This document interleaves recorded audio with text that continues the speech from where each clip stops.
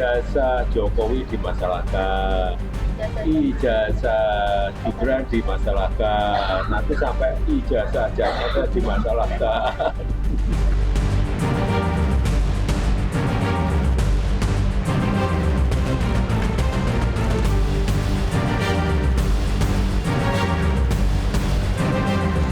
Bukti saya itu seterang Monas ada di Jakarta. Nah, Jelas ya Pak jadi ya. Bapak bilangin Jelas Tempo banget ya. kemarin ya. dia berkali-kali saya ngomong gitu. Karena gini, sebenarnya bapak-bapak juga bisa mengakses bukti itu.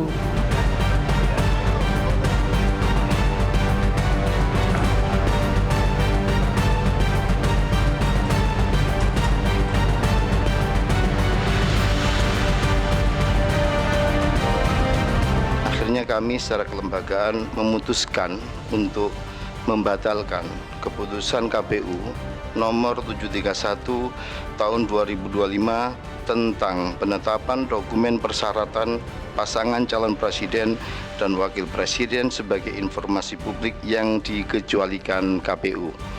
Sebenarnya keputusan KPU tersebut didasari sama sekali bukan karena untuk melindungi siapapun.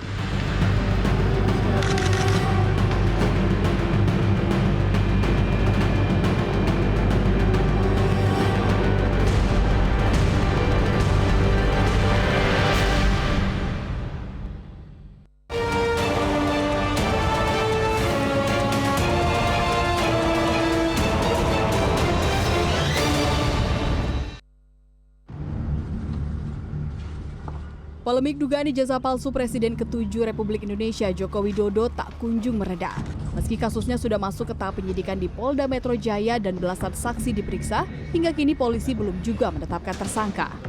Terbaru, Jokowi kembali digugat terkait ijazahnya. Dua alumni Universitas Gadjah Mada, Top Taufan Hakim dan Bangun Sutoto melayangkan citizen lawsuit dengan menjadikan Jokowi sebagai tergugat satu.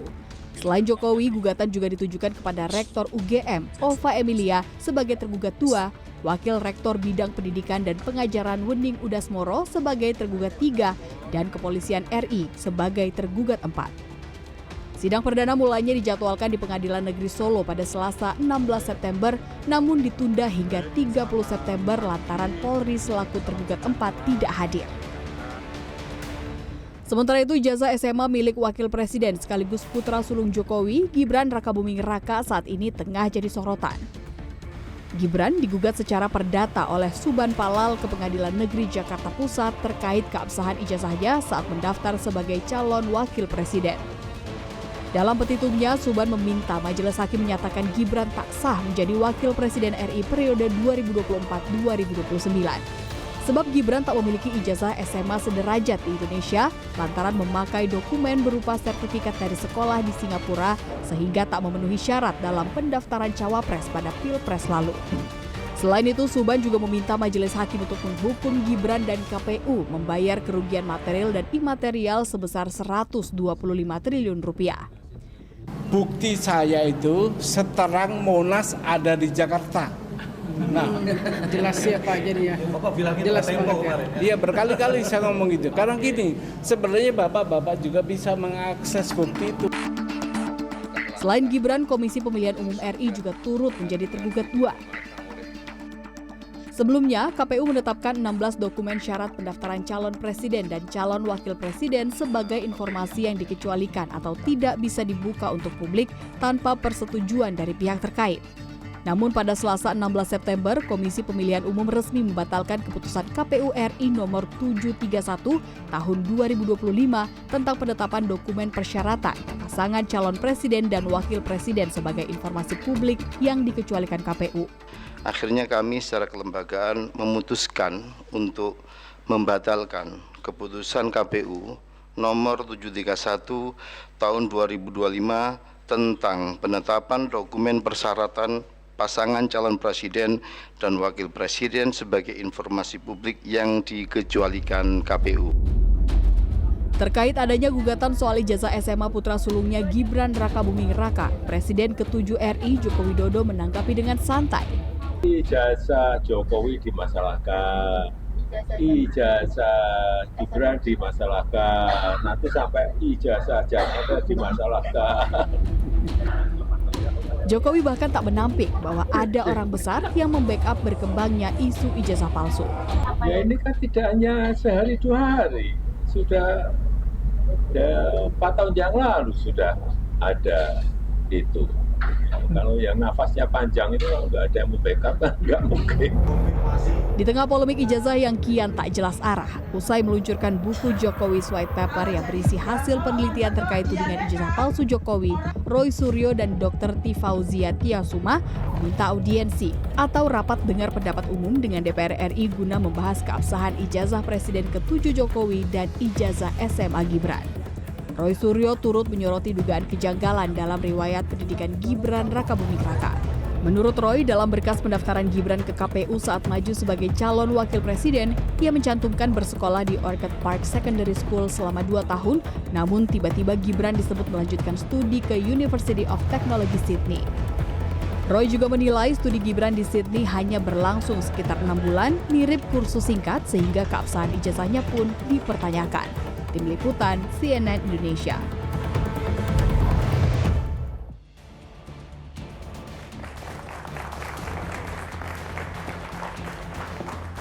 Disiarkan langsung dari Studio 2 CNN Indonesia. Inilah Head to Head with Elvira. Selamat malam, kasus dugaan ijazah palsu semakin panas. Jokowi kini hadapi gugatan citizen lawsuit dari alumnus UGM.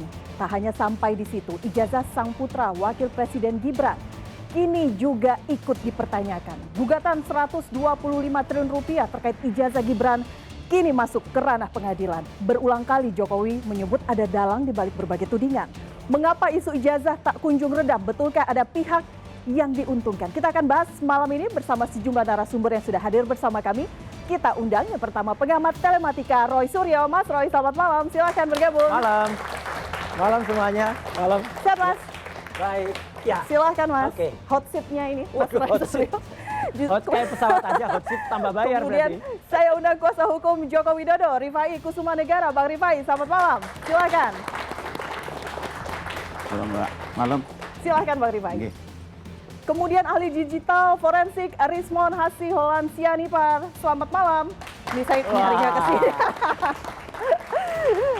Silakan, nanti kita tunggu analisa-analisanya. Iya. Wakil Ketua Umum Relawan Bara JP David Pajung. Bang David, selamat malam. Welcome Bang di Head to Head with Elvira, silahkan. Dan kami perkenalkan kuasa hukum Roy Suryo CS Ahmad Khosinuddin. Selamat malam, Assalamualaikum Bang Ahmad. Dan juga Ketua Umum Perjuangan Rakyat Nusantara Norman Hadinegoro. Bang Norman, selamat malam. Baik, ini belum juga redam, pertanyaannya siapa yang diuntungkan karena berbagai manuver masih terus dilakukan. Saya ke Mas Roy sekarang. Mas Roy sudah ke DPR, Ya. menunggu audiensi. Ini infonya hari ini melakukan somasi lagi. Oh iya, karena ada suatu kalimat yang insinuasi dikatakan kalau di belakang kami itu ada orang besar. Gitu loh. Salah. Yang ada itu ada orang kurus di belakang mereka, gitu loh. Bukan orang besar di belakang kami. Jadi nggak ada orang besarnya itu siapa. Nggak ada, itu ya. Makanya karena kalimat itu diucapkan sudah beberapa kali dan kemudian tidak jelas. Dan orang tuh maksud saya gini loh, jangan celometan lah gitu. Apa celometan? Celometan tuh asal ngomong. Nah, itu cuap-cuap gitu loh. Jadi kalau asal ngomong ya orang juga harus bertanggung jawab. Makanya kita tanya, kita kasih somasi tadi kami bersama-sama dengan yang menyampaikan Bang Khosinuddin selaku kuasa hukum dan selaku koordinator dari tim advokasi non litigasi kami nyampaikan bahwa kita luncurkan somasi kepada orang yang ada di Solo itu. Oke, orang yang ada di Solo, Pak Jokowi. Iyalah, gitu. Bukan geng Solo loh ya, nanti Oke. teman-teman Solo marah. Oke, Ya, nanti bisa bukan. diklarifikasi geng Solo siapa. Mas Roy ahlinya ini. Saya ke Bang David terlebih dahulu. Bang David melihat mengapa kemudian kasus ini tampaknya tak kunjung redam. Kita melihat proses hukumnya ada, kemudian ada somasi, kemudian ada citizen lawsuit lagi yang kemudian bergulir. Ya, saya pikir ya apa kata Pak Jokowi bahwa ini nafasnya panjang kan. Nafas panjang itu berarti ada energi di balik nafas itu. Nah, jadi kalau saya melihatnya gini, Ini kan sudah 4 tahun, kemudian bergulir terus, mulai dari ketika Pak Jokowi menjabat sampai pada selesai menjabat turun, bahkan sekarang lari ke Gibran lagi. Nah ini kan nggak bisa dilihat sebagai satu fenomena tunggal ya.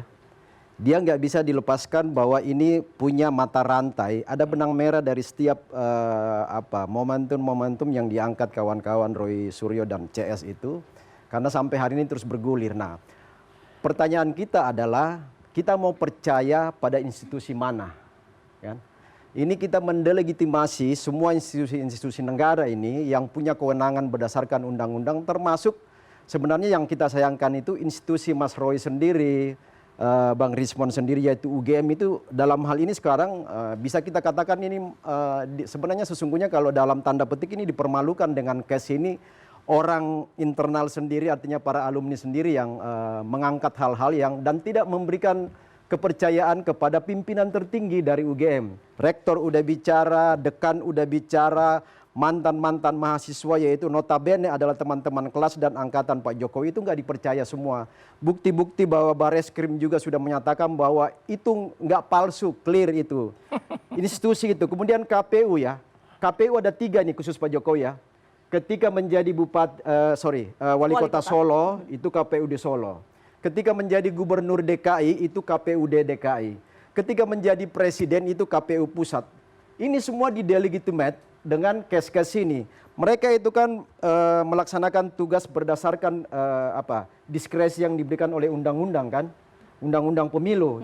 Pelaksananya yang punya kewenangan untuk menginterpretasi persyaratan-persyaratan administrasi. Kemudian ada verifikasi administrasi, ada verifikasi faktual. Faktual itu adalah dicek, cross check, itu semua dilakukan oleh KPU. Enggak dilakukan itu. Dilakukan ya. Sabar Mas Roy. Enggak. Jadi Anda mau percaya siapa? Nggak mungkin masyarakat Indonesia mau mempercayai Mas Roy, lalu kemudian tidak mempercayai lembaga-lembaga yang punya kredibilitas besar seperti UGM, ya, bisa dipercaya rektor, dekan, para alumninya. Kemudian KPU di berbagai tingkatan, lalu kemudian juga mendelegitimasi silent majority ya, para pemilih Jokowi yang majority terus sampai hari ini pun ya, itu kepuasan sampai hari ini Agustus kemarin. Itu juga nggak terbukti. Itu 72% itu berdasarkan survei salah satu tokoh surveyor Indonesia, profesor, itu mengatakan sampai bulan Agustus itu kepuasan kepada Jokowi itu masih 72%. Agustus kemarin, walaupun Pak Jokowi, lihat aja setiap hari orang berkunjung ke rumah Jokowi itu luar biasa.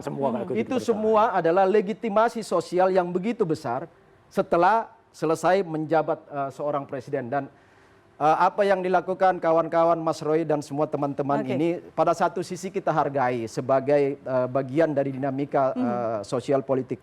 Tetapi pada sisi lain kita menyayangkan karena ini sudah masuk pada situasi-situasi yang saya bisa katakan bahwa ini pembohongan publik karena semua lembaga-lembaga yang punya kewenangan itu sudah menyatakan sesuatu yang berlawanan dengan apa yang ada di opini. Tahan dulu di situ. Ya, jadi gini. Sebenarnya salah besar kalau kalimatnya mereka mempermalukan dirinya sendiri. Itu.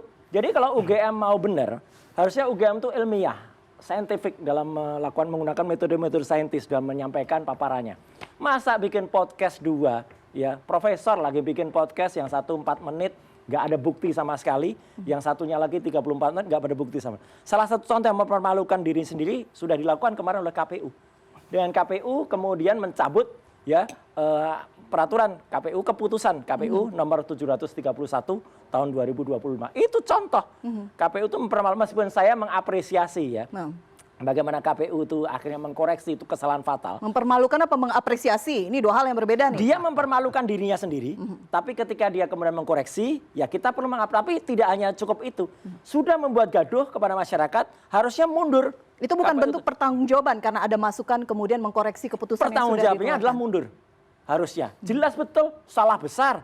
Dia itu hanya untuk melindungi syarat nomor 12 tadinya. Itu tujuannya kan itu. Menyembunyikan ijazah dan STTB, tapi kemudian menegasikan syarat nomor 1 sampai 11, bahkan syarat nomor 13, syarat bebas G30S segala. Itu bahaya KPU itu. Dia sudah kemudian membahayakan negeri ini, hampir saja terjadi desakan masyarakat untuk menepalkan KPU. Oke, Itu kan meskipun bahaya KPU kalau- mengatakan berulang kali bahwa ini tidak ada kaitannya dengan Mana ada tidak ada kaitannya. Nggak mungkin. Satu, Mbak, kalau ini mendekati Pilpres, ya, oke, boleh mereka. Ini nggak ada hujan, nggak ada angin. Tiba-tiba mereka membuat keputusan tanggal 21 Agustus. Mau dengar cerita aslinya? Cerita aslinya mereka terima surat dari salah seorang peneliti namanya Dr. Bonatua, ya, pada awal Agustus yang lalu untuk meminta surat-surat dari syarat-syarat presiden itu. Kemudian mereka rapat di awal Agustus itu.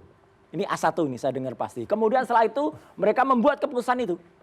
Jadi mereka tuh tadinya mereka mau bilang seperti KPU Solo ya, yang tadi dikatakan Pak David. Mereka mau kalau KPU Solo yang mengatakan kami tidak lagi memegang kuasa atas itu. Kita gugat lagi, kalau itu berarti Anda melanggar undang-undang kearsipan. Bisa masuk 6 tahun penjara. artinya yang diuntungkan adalah Gibran jika kemudian datanya tidak bisa iyalah, diakses. jelas lah, orang Oke. nggak usah ditutup-tutupi. Oke, semua saya orang ke Bang udah tahu. Norman. Bang Jadi Norman. KPU sampai timbul Oke. singkatan dari masyarakat. KPU itu jangan-jangan komisi pupu fafa gitu loh.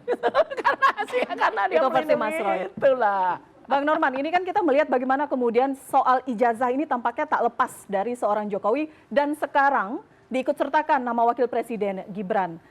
Menurut Bang Norman tadi yang disampaikan oleh Mas Roy, apakah betul jika memang kemarin ada upaya dari KPU untuk menutup akses itu? Ya. Kalau saya melihat ini menarik ya. Besok-besok tuh cucunya Pak Jokowi juga kena tuh. Jenaitos itu akan diselidikin tuh.